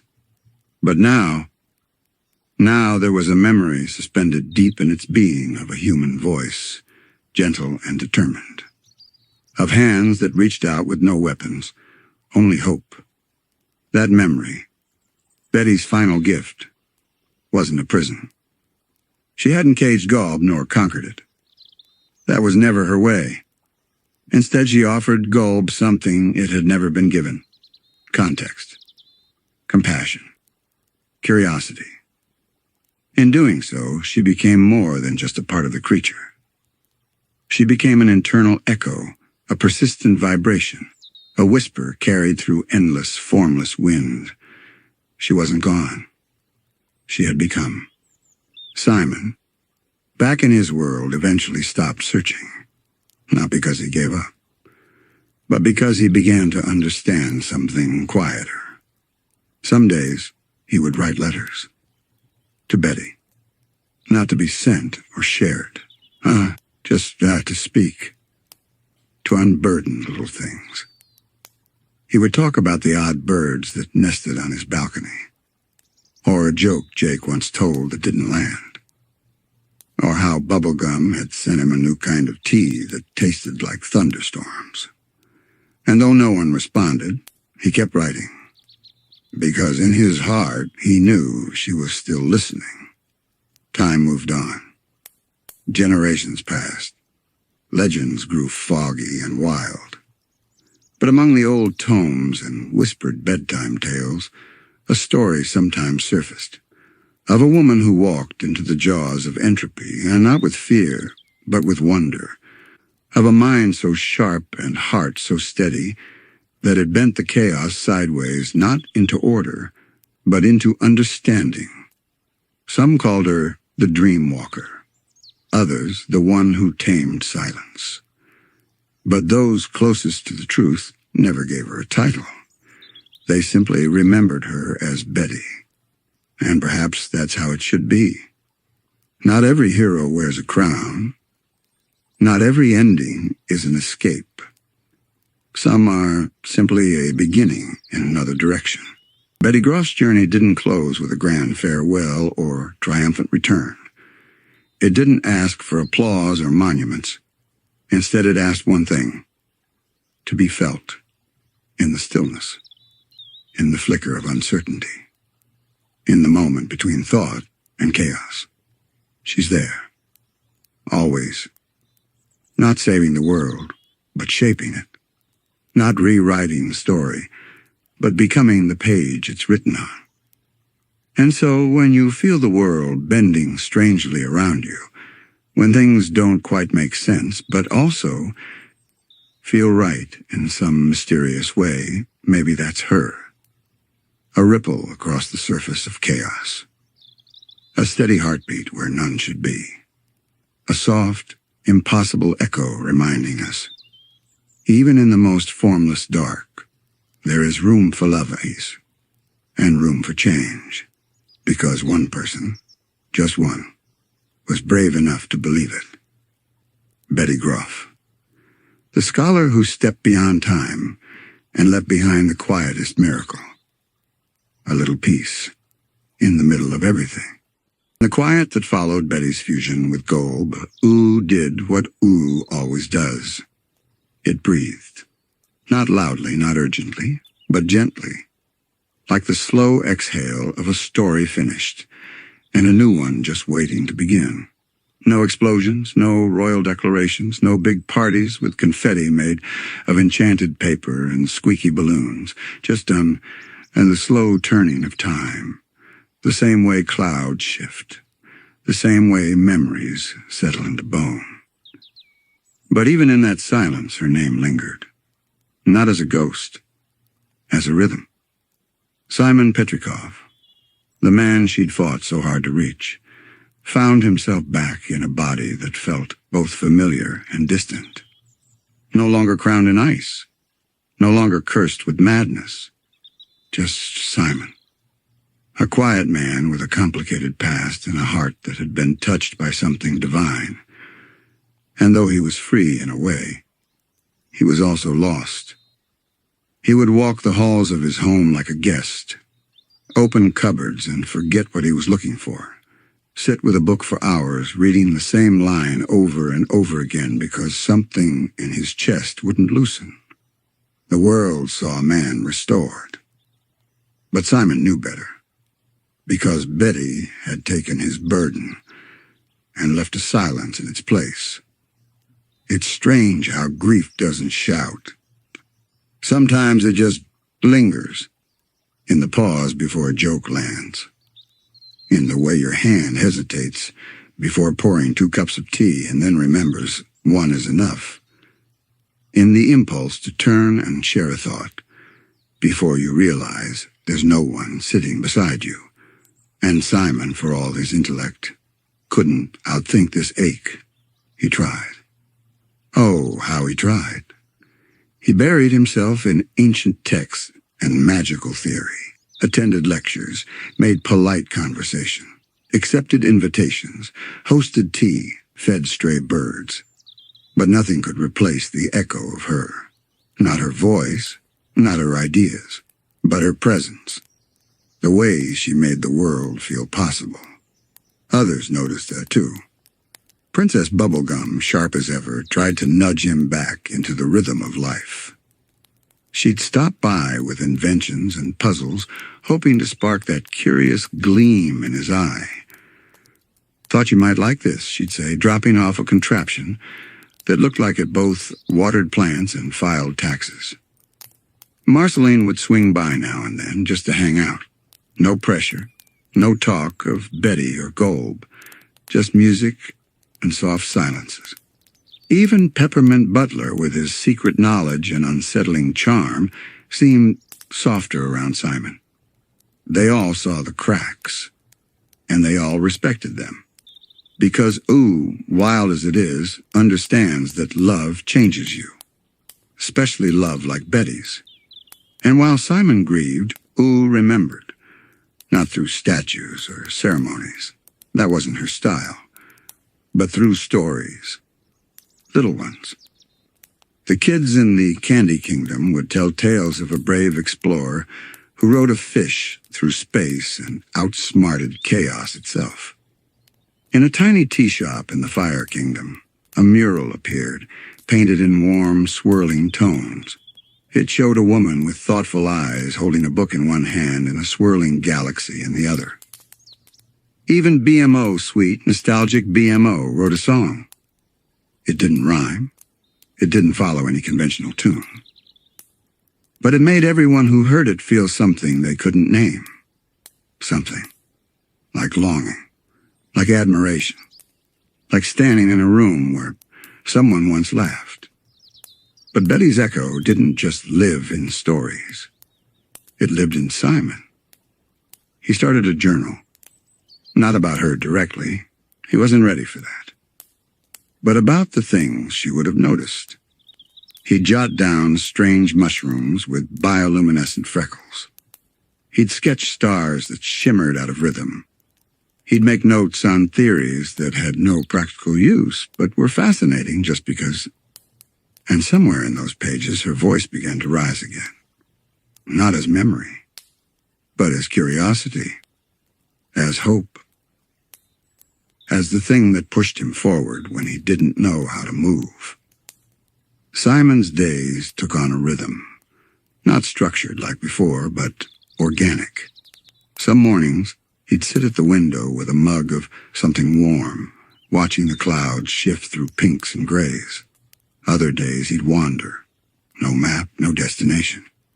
Just letting his feet decide. Betty used to say that the universe had a way of guiding curious souls to where they were most needed. And whether or not that was true, it comforted him. Because even now her words still wrapped around him like a shawl in the cold. Soft. Present. Protective. One late afternoon, while walking through a forgotten grove at the edge of the Wizard City, Simon came upon something strange. There was a stone structure, half buried in vines and moss. It didn't look like any temple or ruin he'd seen before, and yet something about it felt familiar, like a place from a dream. He stepped inside, brushing aside leaves that shimmered faintly in the dappled light.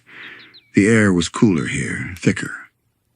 In the center of the chamber, there was a pool, still as glass, and hovering just above it, a single feather, pale violet, gently spinning. He didn't reach for it. He just stared. Because somehow, he knew. This was a moment Betty had touched. Whether by magic or memory or cosmic accident, this place held her fingerprint. And for the first time in weeks, Simon didn't feel alone. Grief, after all, isn't a clean line. It loops. It catches. It softens, then returns when you least expect it.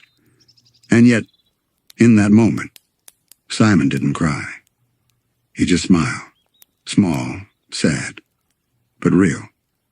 He sat by the pool and opened his journal.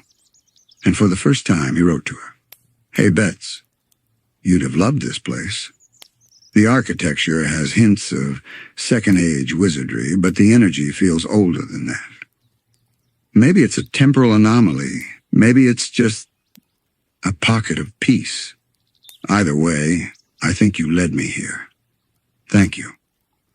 He closed the book gently. And for just a second, he thought he heard her voice, not words, just the soft cadence of her laugh carried on the wind. Elsewhere in Ooh, others continued to tell Betty's story. Magic folk spoke of the woman who tamed the crown and outwitted Golb. They debated whether she ascended to a higher plane of existence or fused so deeply with chaos that she became its gentle conscience. Some said she'd return someday, reborn in a comet, or through a song sung backward during a solar eclipse. Others believed she was already here, in every unexplained kindness, in every quiet miracle. But Simon didn't need theories. He had memories. And more importantly, he had the sense that her story wasn't over. Not really. Just transform, like all the best magic does. One evening, as the stars blinked gently into being, Simon sat outside his home and listened to the night. A bird called somewhere in the trees. The air smelled faintly of lavender and smoke. And without thinking, he whispered, "I hope you're okay out there. I hope you're still exploring. I hope... You know I'm trying." No answer came. But there didn't need to be one. Because love, like Betty's, isn't defined by presence or absence. It's not confined to time or a space or even dimension. It's a pulse, a current, a quiet rhythm that continues, long after the song itself fades. Simon eventually found himself spending more and more time in the company of those who remembered the world before it was what it had become. Old wizards, displaced creatures from the Mushroom War's wake, time ghosts that flickered in and out of memory. They spoke in half-truths and riddles, but Simon understood them better than he expected. He wasn't looking for answers anymore. Not really. What he was after now was communion. Just to sit with someone who didn't need to ask why he still wore a cardigan when it was 90 degrees, or why his eyes seemed both ancient and newly opened at once. They talked about old songs, lost spells, the strange ways love would sneak up and reroute a person's entire path. And Simon, though always a man of logic and footnotes, began to see the magic between the lines, not just in potions or wizard duels or crowns, but in the pause before a story is told, in the hush after truth is shared, in the ache of remembering someone who once shaped your every breath. One such companion was an elderly being named Obelia, claimed to have been a dream seer in the before times. She had glass eyes that shimmered different colors depending on her mood, and her words came out like falling leaves, slow, deliberate, rich with weight. She told Simon something he'd carry for the rest of his life. The people we love, they echo through us. When you walk, she walks. When you laugh, she laughs. When you choose mercy instead of wrath, that's her. When you feel lost and still keep going, that's the part of her you've made your own. He didn't know if she was talking about Betty or her own long-gone love, or all of them at once. But he nodded and said quietly, "That sounds right." As weeks stretched into months, Simon began to gather pieces of his past, not to hold on too tightly, but to honor it. He revisited old notebooks from his early Ice King days, not to punish himself, but to trace the curves of who he had been. Not everything in those pages was madness. Some of it was heartbreak transcribed in symbols, yearnings caught between frost-bitten margins. He started painting again, soft watercolors, mostly of landscapes, but always tucked somewhere in the scene was a figure, sometimes a silhouette in the distance, sometimes just a hand reaching into frame. Always her.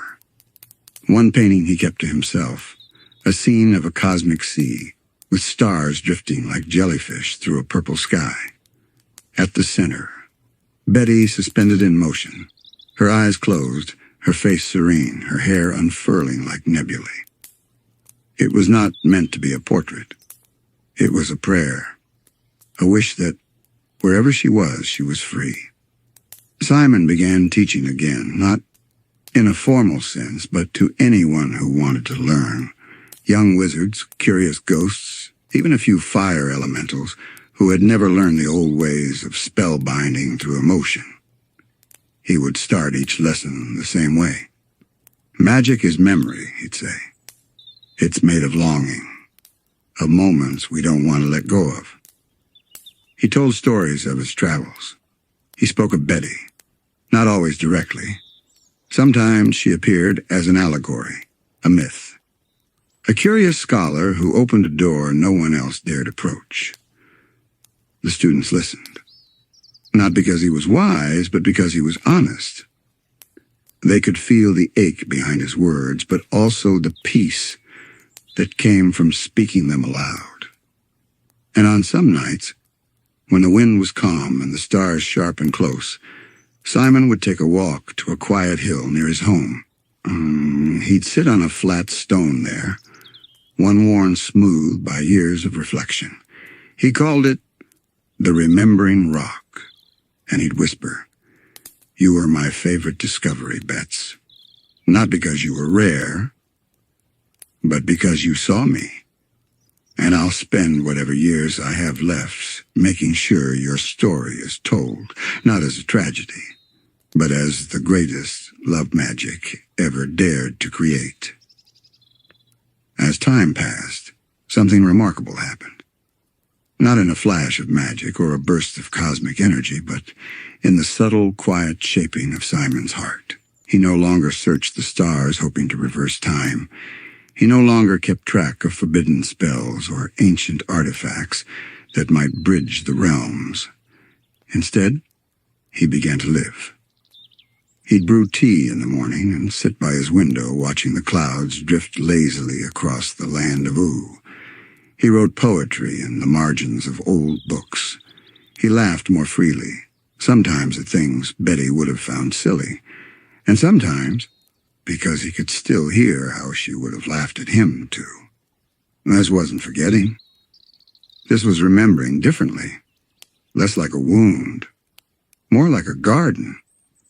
And that was Betty's real legacy, not her sacrifice, not her power, but a reminder that love is a seed, planted in devotion, watered by loss, and given time, it blossoms into something enduring.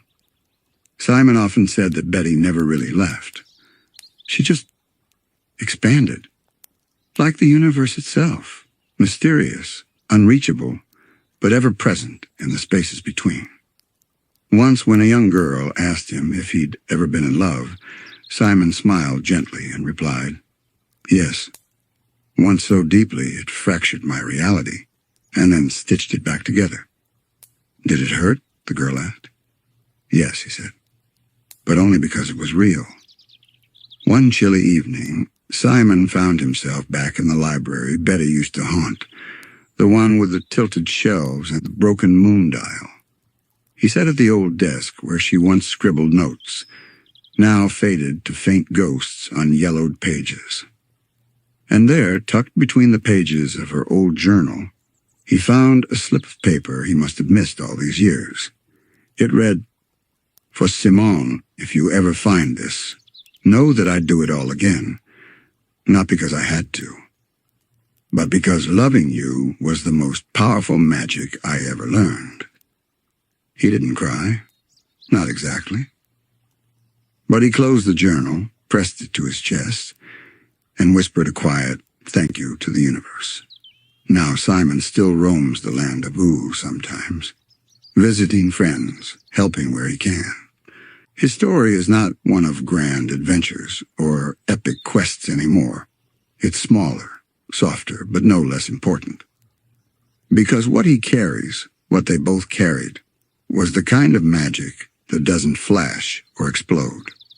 It lingers, in the silence between words, in the warmth of a shared glance, in the stillness of a night sky, when the stars feel just a little closer. And that, sleepyheads, brings us to the end of our journey tonight. We followed the footprints of Betty Grof, brilliant, brave, and endlessly curious, across time, magic, and devotion. We saw how her choices shaped destinies, and how her love echoed long after her voice went quiet. But more than that, we saw how Simon grew, not just as a man freed from a crown, but as someone who learned to live again, with grace, with sorrow, and with a heart still full of love. Thank you for wandering through this story with me tonight. Whether you're already dreaming or still lying quietly in the dark, I hope this tale wrapped around you like a soft blanket and left a little glow in your chest. If you're still awake, I'd love to hear what part of Betty and Simon's story touched you most. Was it the sacrifice, the quiet reunion, or the echo of love that carried on? Drop your thoughts in the comments if you feel like sharing. And if you enjoyed this sleepy journey, consider subscribing so you don't miss the next soft tale we explore together. Until then, stay cozy, stay kind, and let your dreams carry you somewhere magical tonight. Good night.